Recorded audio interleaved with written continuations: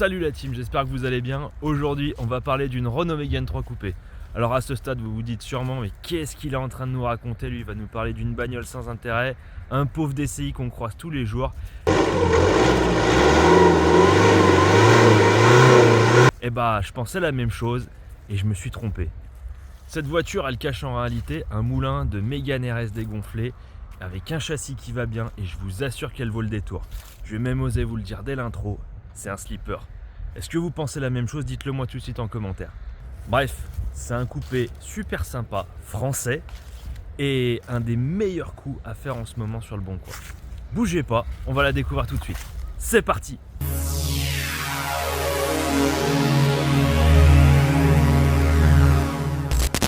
On retrouve un homme frigorifié devant sa voiture. Salut JP, ça va? Salut, ça va. Fraîchement. C'est vrai qu'aujourd'hui il fait bien frais là, donc bon, mais ça n'empêche pas de s'amuser, ça n'empêche pas de parler bagnole, et donc présente-nous ta voiture. Eh ben, alors c'est pas exactement ma voiture, c'est celle de ma copine. T'as tiré la voiture de ta copine. Voilà, pour venir la présenter. Donc c'est une Mégane 3 Coupé avec le fameux 2 litres turbo F4 RT. Ouais. De chez Renault, donc très connu, qui a équipé les Mégane 2 RS, 3 RS, voilà. Ouais. Qui sort ici 180 chevaux. Donc 180 chevaux, 300 newtons. 300 Nm, c'est ça. Pour un poids d'une tonne 3.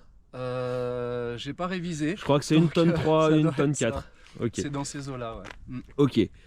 Pourquoi elle, ou pourquoi vous avez voulu cette voiture? Alors parce qu'elle a craqué sur la ligne. Ouais, c'est pas étonnant. C'est pas étonnant. Voilà, elle sortait d'une Mégane 2 DCI. Ouais. Et qui commençait à avoir des problèmes mécaniques, DCI 120. Ouais, bah oui. Le fameux. Et donc il fallait qu'on remplace sa voiture. Donc on a épluché un peu les annonces, elle est tombée amoureuse de ça. Alors le choix se portait entre ça ou un Opel Mokka. Ah. Du coup, je l'ai orienté. Un peu, légèrement, très légèrement. Donc on en profite aussi pour parler un peu de la Mégane 3 en général. Donc la Mégane 3, elle est apparue en 2008. Avec une logique imparable, elle remplaçait la Mégane 2. Jusque là tout va bien. C'est une voiture qui a eu quand même pas mal de carrosseries différentes. Donc là on a le coupé qui est, comme je l'ai dit, à mon sens la plus belle de toutes. On a eu du coup la berline que j'aime moins, j'aime bien l'avant de la berline, mais par contre l'arrière je le trouve un peu disgracieux, on va dire, je le trouve pas très beau. On a eu le break qui s'appelait Estate, qui était loin d'être dégueulasse aussi. En break elle est jolie. En break elle est jolie. Et on a aussi du coup la CC que j'adore aussi du devant, un peu moins du derrière. Je suis pas fan de l'arrière. L'arrière est pas très beau. Et à savoir que quasiment toutes ont eu une déclinaison avec des moteurs un peu sympas. Donc notamment ce moteur, le 180, se retrouvait sous toutes les carrosseries. Et aussi sur la GT Break, la Estate, une version qui est très rare, qui était vraiment une Mégane RS Break en fait, c'était un peu le but. Ils ont sorti la GT 220, donc avec le moteur de 220 chevaux, qui est aujourd'hui je pense un collector. Quand elle est sortie, c'était déjà un collector cette voiture. Ça. Et franchement c'est une voiture que je pense à acheter très vite, la GT en break, parce que ça se négocie déjà assez cher. Et c'est une des versions les plus chères de la Mégane 3 déjà maintenant. Donc dans quelques années, et elle est assez rare, et en plus elle est collector. Une autre version que moi j'aime bien, c'est la CC en GT aussi, qui existait avec ce moteur en 180 chevaux, qui est assez rare aussi, surtout en France, bizarrement. En Allemagne il y en a eu beaucoup, mais en France il n'y en a pas tant. Et en berline aussi, en 180 chevaux, il n'y en a pas eu beaucoup. C'est vrai que c'est des voitures, et c'est pour ça que j'aime bien, et je voulais présenter cette voiture là, c'est que dans sa finition dynamique ici, c'est une bagnole que... C'est pas un slipper parce qu'elle n'est pas forcément, encore qu'on va le voir sur la route, et tu nous as dit que c'était pas forcément le cas, mais dans sa définition elle n'a pas été pensée comme une voiture sportive. D'extérieurement on n'a rien qui la différencie, qui dit que tu as un bouilleur de 180 chevaux, 300 newtons sous le capot, et pourtant elle est capable d'en remontrer quand même à pas mal d'autres bagnoles. Franchement oui. Et vraiment, voilà, je pense que c'est une époque aussi, peut-être une époque où Renault faisait beaucoup de choses. Ils ont plus fait après. Cette voiture aussi, la Mégane 3, a enterré le F4 RT, puisque après c'était le liquide turbo, qui était loin d'être dégueulasse, hein, mais c'est vrai qu'on avait plus ce moteur-là. Donc vraiment, la Mégane 3, je trouve qu'elle a apporté beaucoup à Renault, entre le style, le fait d'oser, les moteurs, les carrosseries différentes, ce qu'on n'a plus aujourd'hui. Hein. Donc on dit merci à la Mégane 3. Quels sont ses specs? On en a parlé au niveau du moteur, c'est donc une traction. Plusieurs similitudes quand même avec la Mégane RS, donc son moteur. Au niveau des trains roulants, qu'est-ce que ça donne? Alors, à ma connaissance, rien de spécial. Étant donné que c'est pas une GT, on est sur des trains roulants classiques. D'accord. Il n'y a pas de... Il n'y a pas de spécificité. Voilà. Donc c'est une voiture qui va pas forcément avoir de dominante sportive à proprement parler. Quoique, je t'ai entendu arriver. Non, mais pour avoir eu la Mégane 2 GT, donc elle en GT pour le coup, qui a quelques modifications châssis par rapport à une Mégane 2 normale, je trouve que celle-ci a un comportement plus sportif. D'accord, on va voir ça un peu dans la suite de la vidéo. On va faire un peu le tour de la voiture. Moi, ce que j'adore dans la Mégane 3, déjà, ce qui est valable pour l'avant, moins pour l'arrière sur les berlines, c'est vraiment ces feux là. Ils ont vraiment fait... Alors Renault, on est habitué quand même à ce que dans le design, entre chaque génération, ils aiment bien changer radicalement de trucs. C'est-à-dire qu'ils se disent, bon bah tu vois, vous êtes habitué à un existant, on efface tout. C'est ça. Ils sont incapables de garder une signature visuelle entre deux générations, c'est clair. Alors dans le cas de la Mégane 3, moi c'est vraiment pas pour me déplaire. Je me souviens quand elle est sortie en 2008, cette voiture, je jouais à Need for Speed, je sais plus lequel c'était, c'est pas Underground. Bon, je sais plus, je le mettrais, et c'était un des premiers Need for Speed dans lesquels ils mettaient une Renault Mégane, tellement cette bagnole était belle. Mais c'est la Mégane GT de mémoire qui était dedans et pas la Mégane RS, parce que la GT du coup elle est sortie juste avant. Donc bon, celle-ci c'est pas une GT, mais on est vraiment en termes de style et de design, on est quand même assez proche. Donc elle a vraiment une gueule que je trouve magnifique. Donc ça c'est une phase 1. Ouais, c'est ça. Les phases, il y a eu la phase 2 et la phase 3. La phase 3, elle avait l'avant complètement redessiné avec des feux qui remontaient un petit peu plus sur les côtés, mais moi j'aimais bien. C'était l'époque aussi, on avait les feux qui remontaient sur la carrosserie. Là, ça me fait un peu penser, alors un peu, je dis bien un peu, à la E60 avec les petits feux, les petits bouts de feu, la BMW E60 qui remontent sur la carrosserie. Moi, c'était un peu l'époque, j'aimais bien. Donc extérieurement on a une jolie peinture grise, un gris anthracite qui se font somme toute assez bien dans la circulation. Des belles jantes, c'est en quelle taille ça ces jantes? C'est du 17. C'est du 17. Et l'arrière, oh mon dieu que c'est beau. Qu'il est beau cet arrière, putain, c'est... l'arrière de la coupée est vraiment... Ah ouais, oh là là, qu'est-ce que c'est beau. Franchement je la trouve super belle. Avant que ça réagisse tout de suite dans les commentaires, non, le bas de pare-choc n'est pas d'origine. Donc avec la sortie centrale là. Voilà, c'est une fausse sortie d'ailleurs. D'accord. Ah ouais, c'est un putain, merde, j'avais pas fait gaffe. Ah ouais. Alors à l'époque, c'était comme ça. Aujourd'hui, tu retrouves ça sur des Audi S6, je crois. Merde. Bon, c'est pas grave, c'est joli quand même. C'est un rajout de pare-choc qui vient de chez Katech. On a acheté la voiture comme ça et du coup j'ai cherché parce que je me demandais d'où ça sortait. D'accord, Katech. Donc c'est un petit peu du tuning. C'est un petit peu du tuning, mais ça lui va bien. Bon, c'est vrai que ça aurait été si ça sortait, c'était fonctionnel, mais pas grave. Vraiment, je trouve que ça habille un petit peu l'arrière. Carrément. Parce que la partie non peinte ici, ça fait un peu tranche un peu bas de gamme. Donc avec ce rajout de pare-choc couleur caisse, je trouve que ça rehausse un peu. D'accord, non mais ça lui va bien, c'est sympa comme tout. Le petit, alors c'est pas un vrai béquet, mais on sent qu'on a un petit élément quand même un peu dynamique qui vient derrière. Et puis écoute, franchement extérieurement je la trouve vraiment, moi l'arrière, regarde-moi putain. Elle est belle. Que tous ceux qui disent que les voitures françaises sont moches, putain, sans déconner quoi.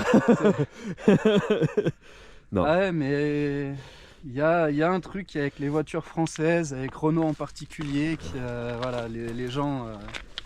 On s'aime pas en France. C'est ça. On s'aime pas, on sait pas apprécier ce qu'on fait. C'est ça, parce que tu regardes en Angleterre, tu regardes en Allemagne, les mecs, en Espagne aussi d'ailleurs, les mecs aiment beaucoup les voitures françaises. Carrément. Et en Angleterre, ils font des prépas de malades sur des caisses françaises. Hein.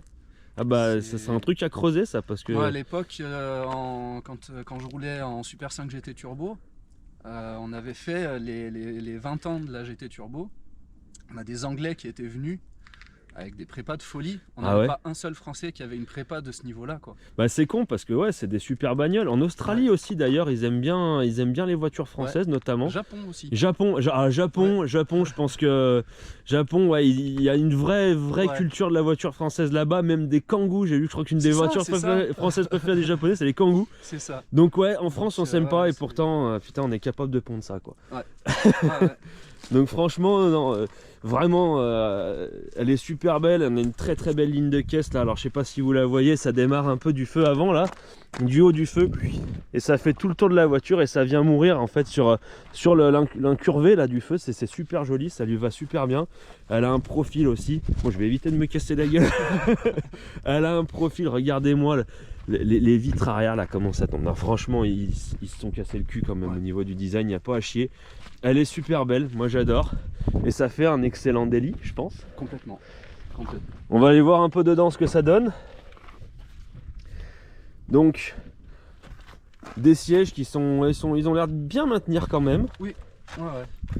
Le petit volant qui va bien, les 3 compteurs. Bon, ce qui est marrant, c'est qu'en fait, ils ont gardé, au niveau des compteurs, ils ont gardé la partie analogique pour le compte tour, mais par contre la partie numérique pour la vitesse. Et puis bah voilà, on a une console multimédia assez classique. T'as quand même le GPS, donc des versions dynamiques. Qu'est-ce que ça donne à l'arrière? Est-ce qu'on peut voyager confortablement? Eh bah, j'ai plutôt de la place, hein. J'ai plutôt de la place, je suis plutôt pas mal. Les genoux tapent pas dans le siège avant. Alors c'est vrai que la vitre est petite, mais non, franchement, on peut voyager confortablement. Il y a même le petit accoudoir derrière, la prise 12 volts. Oh, il n'y a rien à dire hein, pour un coupé, franchement, pas mal. En parlant de petites vitres, niveau visibilité pour les manœuvres, c'est une horreur. Ah oui, c'est vrai que ça a l'air, ouais. Est-ce qu'on peut partir en vacances en Mégane 3 coupé? Oui. Alors, est-ce qu'on a de la place dans le coffre? Ouais, ça va. Pour un coupé, je trouve que le coffre est Ah oui, ça va même très bien. C'est quoi, c'est une roue de secours que tu as dessous ou c'est un kit Non, il n'y a pas de roue de secours. D'accord, donc tu as le kit, ouais. Bon, après, aller des tracteurs Renault, ça reste une vraie Renault. Allez. Non, franchement, tu as quand même pas mal de place, c'est cool. Ouais, non, on est parti en vacances avec cet été et rien à dire. Rien à dire, hein, on a mis toutes nos affaires dedans. Bon, bah, parfait. Le défaut, si vous avez des valises un peu lourdes, c'est que le seuil de chargement est très profond. Ah ouais, c'est vrai que c'est assez haut. Ouais, c'est vrai que c'est assez haut, mais bon, la banquette arrière sera basse si tu veux déménager. Bon, pas prendre un lit, mais ça peut faire. Ok. Et si on allait voir le moteur? Bien sûr. Oh là là, oh, je pense... Non, on va arrêter la vidéo là. Hein. Là, on va arrêter la vidéo là, c'est mort. Hein. J'ai pas pensé à ce détail. Oh là là, c'est pas bien grave. Bon, le fameux F4RT, donc qui s'appelle ici TCE, 180 chevaux, voilà, donc 2 litres. C'est ça. Sur cette génération, ils ont appelé en fait, entre les nouveaux moteurs, ils ont renommé toute la gamme essence turbo TCE. D'accord. Mais c'est le F4RT. C'est le F4RT basique qu'on retrouve depuis... connaît depuis la Mégane 2, la Laguna 2, etc. Un moteur qui est éprouvé chez Renault. Largement. Qui a eu fiable, qui a eu, mais peut-être, je sais pas, au final 20 ans de carrière. Parce qu'on l'a vu apparaître sous quelle bagnole ce moteur? Au niveau des années, je saurais pas dire exactement, mais on l'a vu sur Espace 4. Ouais. Velsatis, Laguna 2, Mégane 2, Mégane 3, ouais. Laguna 3 aussi. Laguna 3 aussi, ouais. Laguna 3. Donc il a eu quand même quelques années. Une belle carrière, une belle carrière. Bon, ici, si on parle un peu mécanique. Alors au niveau de l'accès, c'est vrai qu'il n'y a pas tant de place que ça, encore que si, pour la distri ça va. Pour la distri ça va, ouais. Ça se fait. Ça se fait, le turbo il est quand même beaucoup plus accessible que sur la Velsatis. Alors oui mais, pour aller le démonter, alors je ne l'ai jamais fait sur la Mégane 3, mais je sais que je l'ai fait sur ma Laguna 2 GT. Donc il y a Le même moteur, le 2 litres turbo aussi. Qu'on verra sûrement. Faut tomber le berceau. Faut tomber le berceau. Voilà. D'accord. Bon, bah voilà, vous savez ce qui vous attendait si vous avez un turbo à changer. Vous savez ce qui vous attend. Je parle même plus français. Et ce qui est drôle, c'est quand je me mets là, ça résonne. Cette voiture résonne. On va enlever les caches. Voilà, on va enlever les caches. Voilà à quoi ça ressemble. Bon, voilà. Donc rien de bien sorcier. On a tout ce qui est rampe d'injection ici, des injos qui sont derrière, les bougies et les bobines qui sont là. Voilà. Non, il y a quand même pas mal de place, quoi.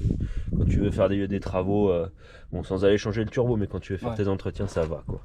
Oui, okay. Niveau entretien courant, c'est rien à dire. Y a pas de... Et niveau fiabilité, tu me disais, rien à signaler, que ce soit le moteur ou même le reste, hein, boîte, train roulant, etc. Non, franchement, c'est... il me semble, sur la Mégane 3 Coupé, la boîte, que c'est la PK4. La PK4, ouais. Et c'est une boîte qui est très costaud. Notez le vérin quand même, hein. J'avais même pas fait gaffe, mais le vérin sur une Mégane, donc c'est cool. Alors au boulot, on a en ce moment, on l'a rendu une Golf 7R. Ouais. Qui n'a pas de vérin. Quelle indignité. Moi je vais te demander, qu'est-ce que tu as comme anecdote avec cette voiture? Alors j'en ai une en particulier. Ouais. C'est quand on est allé l'essayer, donc vers Thonon. Ok. On prend l'espèce d'axe rapide par là-bas. Vu que c'était la voiture pour ma copine, c'est elle qui conduisait. J'étais à côté et le propriétaire était à l'arrière. Et nous nous sommes fait arrêter parce que c'était limité, je crois, 70 ou 90, quelque chose comme ça. D'accord. Et on s'est fait arrêter à quasiment 130. Ah merde. Voilà. Et elle s'était pas rendue compte de la vitesse? Si, tout à fait. Ah, c'était totalement volontaire. Et du coup, c'était les motards. Ouais. Qui n'étaient pas bien contents, forcément. Visiblement. Et quand ils ont vu que c'était une femme au volant, ils ont fait, oh mais faites attention quand même. Ça aurait été toi, ils t'allumaient la gueule. Mais grave. En fait, quand on s'est arrêté, ils étaient sur la droite, donc moi j'ai ouvert la fenêtre, ils m'ont vu moi en premier, donc voilà. Et dès qu'ils ont vu que c'était ma copine qui conduisait, faites attention quand même, hein. Circulez. Putain. Voilà. Et vous avez du bol ce jour-là quand même. Vous avez du bol. Bah écoute, et alors quelque part, je trouve que c'est intéressant ce que tu dis, parce que je trouve que c'est une voiture qui est très féminine aussi. Dans son design, je trouve que c'est une voiture qui est très féminine. Alors je sais qu'aujourd'hui, en 2025, t'as plus le droit de rien dire, voilà, mais on dit quand même. Mais on dit quand même. Et moi, je trouve que c'est une voiture qui va très bien aussi. Je trouve à une femme. Je sais pas pourquoi, mais je trouve qu'elle a un peu quelque chose de sensuel, de très féminin. Presque. Allez, je vais oser, je vais me faire allumer dans les commentaires. J'ai presque envie de dire qu'elle a un petit truc de la Brera. Un petit air de la Brera, tu vois, un petit truc. Dans la coupe de la voiture, y a quelque chose. Hein. Il y a quelque chose, donc très très sensuel. Ok, et est-ce que tu as des projets avec elle? Ah pardon, vas-y. Non, j'allais dire, ça va pas plaire aux aficionados Alfa Romeo, hein, ce que tu dis là, de les comparer à une Renault, mais... ouais, mais c'est pas grave, on a honte de rien, hein, donc non, je trouve qu'elle est très sensuelle, et vraiment c'est une voiture qui, je le redis encore, elle est trop belle, quoi. Carrément. Est-ce que tu as des projets avec? Alors malheureusement non. Non. Parce que c'est pas ma voiture. Parce que c'est pas ta caisse. Parce que sinon... Alors comme tu le sais, je suis incapable de garder une voiture d'origine. Oui. Donc il y aurait eu à minima des ressorts courts et des jantes. Et une ligne. Et voilà, mais c'est pas ma voiture, donc... Donc juste en profiter, continuer de rouler avec, profiter de sa fiabilité, écoute, c'est déjà très bien. Mais ce que je te propose, c'est qu'on aille voir tout de suite ce que ça donne sur la route et puis voir ce qu'on en dit de cette voiture. Avec plaisir. Allez, c'est parti. Allez, premier tour de roue avec cette voiture. On y va doucement. Ah oui. Ça envoie. Ah oui. Ah oui, ça marche bien. Ça marche pas mal, dis donc. Non, ça marche. Vraiment, c'est une bagnole qui est très polyvalente. Bon, ce que je note en premier, c'est le moteur. ça pousse quand même vachement bien. Enfin, ça tire ici en l'occurrence. Le moteur, il est présent. Le couple, il est là très bas, tu vois. Par rapport au S-Max où je sais qu'il y a perché un peu plus haut. Là, je sais que ça va bien. Hein. C'est très bien suspendu, c'est assez ferme. C'est assez ferme, le moteur tombe bien en main. Alors là, il est un peu mollo. Hop. Bon, j'ai pris mon virage de manière tellement dégueulasse. Mais c'est pour ça, tu vois, que je disais qu'elle est, elle a limite un côté sportif comparé à la Mégane 2 GT, du coup, pour comparer, vu que j'ai eu celle-là. Elle est ferme en suspension, carrément. D'origine. Le moteur, elle est plus nerveuse que la Mégane 2 GT. Ouais. Je pense que l'étagement de la boîte est différent, de toute façon, c'est pas la même boîte. Et du coup, ouais, quand t'attaques un peu avec, elle a limite un comportement sportif. Ah ouais, non, mais elle donne envie. En plus, les sièges, on est super bien maintenus. Ouais. Ah ouais. Alors c'est vrai que par contre, le couple, il est dispo bas. Ouais.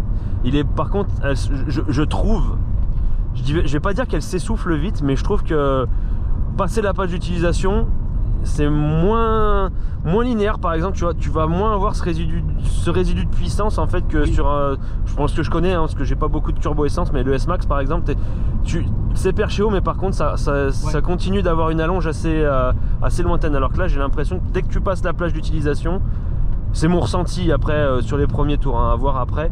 Ouais, mais c'est pas fou. Après il te reste encore un peu quelque chose dans les tours, mais c'est vrai que la plage d'utilisation, mais c'est ce qui fait qu'elle est nerveuse, c'est que tu peux passer tes rapports tôt en fait. C'est ça. Non, la boîte est bien étagée. Avec le couple, on n'a pas besoin de trop forcément jouer de la boîte. Tu vois que ça reprend bas. Ah non, ça donne envie. On est super bien maintenu, ça donne vraiment envie d'y aller. Pour dire l'étagement de la boîte, quand tu roules, quand tu es sur le périph' ou en 6 à 70. Ouais, ça reprend. Et ça reprend.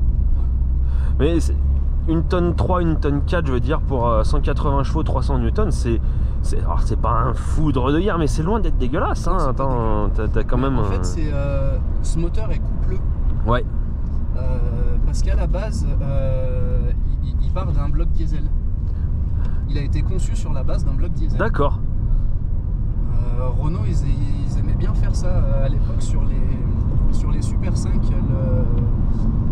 le F2N, le 1,7 litre, le 1,7 litre carbu, qui a été passé en injection après. C'est pareil, c'est un moteur qui est dérivé d'un bloc diesel. Oui, bon, ça accroche bien la route, le freinage il est bien, il est mordant, il est puissant. Ouais. Non, en vrai, ouais, c'est une GT qui porte pas son nom, hein. C'est vrai. Ah ouais, non, ça donne envie. On est super bien maintenu. Renault, ils savent faire des châssis. Complètement.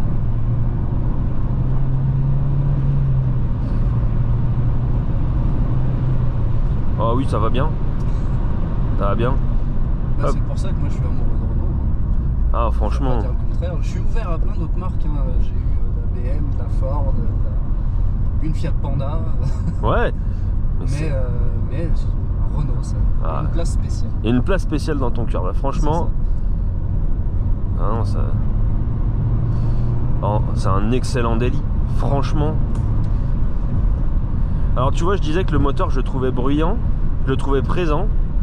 Bah, et là, bizarrement, pas tant. Tu vois, pas tant que ça là maintenant qu'on roule un peu. Ah, quand tu rétrogrades, on entend un peu comme. Ouais. Bah après, j'ai essayé le talon pointe, donc. Ouais, si, franchement, ça y va. Putain, hey. Oh, il y a quelque chose là. Il y a quelque chose. Moi, je dis, faut que t'en achètes une. Hein. Ah, franchement, alors. Parce que on se disait ça un peu en off, moi il y a vraiment une voiture qui me fait envie, alors qu'il y en a beaucoup qui n'aiment pas forcément. Moi j'aime bien, c'est cette voiture, donc la Mégane 3, mais en coupé cabriolet avec ce moteur là en GT, franchement. Donc je suis super content aussi d'essayer cette bagnole, parce que du coup c'est vraiment quelque chose qui je pourrais craquer. Et comme j'ai vraiment envie d'un cabriolet, du coup, bon, pas en coupé, mais je pourrais craquer. Après, pendant qu'on est là, un peu dans les virolos là, franchement, ouais, le placement est pas mal. J'espère que je te rends pas malade. Non, je crains pas. Il n'y a pas de souci. Le placement est bien. On va faire gaffe, parce qu'il y a une petite plaque de glace. J'ai un petit peu de mal à trouver les bons rapports. Alors, ça se conduit presque un peu comme un diesel. Hein. Ça se conduit pas dans les tours. Ah ouais, c'est rageur. Hein. On dirait pas comme ça. Hein. Je comprends le tempérament sportif. Ouais. Voilà, c'est ça. Parce que là... Et pour le coup, finition dynamique, elle est vraiment dynamique. Ah, elle est bien dynamique, ouais. D'ailleurs, la dynamique a été remplacée par la GT par la suite, mais... Ouais, elle se place super bien. Ouais. Elle est très intuitive, elle te donne... Putain, je retrouve... Ah, je vais encore me faire insulter. Mais je retrouve presque, je dis bien presque, le feeling que j'avais avec la Audi S3. Alors en soi, ces bagnoles, elles ont rien à voir en dehors d'être des 2 litres turbo. Il y en a une, c'est une 4 roues motrices de 300 chevaux. Là, on est sur une traction de 180 chevaux. Mais elle me donne envie, en fait, elle me donne envie et je me sens en sécurité dedans. Ouais, j'ai envie de rouler comme un connard avec, tu vois ce que je veux dire ? J'ai envie de rouler comme un connard. Et franchement, ouais. Moi, il y a un seul truc qui me dérange. Du coup, parce que j'ai bien la comparaison entre la Mégane 2 et la Mégane 3, avec le même bloc en plus. C'est j'ai du mal à prendre le gabarit de la Mégane 3 pour la placer vraiment précisément. Ouais. Alors placer précisément sur la route, ça c'est une chose parce qu'elle se place très bien. Mais vraiment, toi visuellement, pour une manœuvre ou même quand tu roules fort, que tu vas passer dans des passages serrés, la Mégane 2, j'ai aucune appréhension, je sais. D'accord. Tu sais où la mettre. Et où je mets ma carrosserie. Que la Mégane 3, je sais pas, tu vois, t'as les montants qui gênent un peu, t'as derrière, t'as pas de visibilité. Bon, t'as pas de visibilité. La visibilité, elle t'a chié, on est d'accord, vers l'arrière. C'est joli, mais on n'y voit rien, mais c'est joli. Et du coup, voilà, moi, c'est le défaut que je lui trouve. D'accord. Voilà, là, on lui pardonne tout, quoi.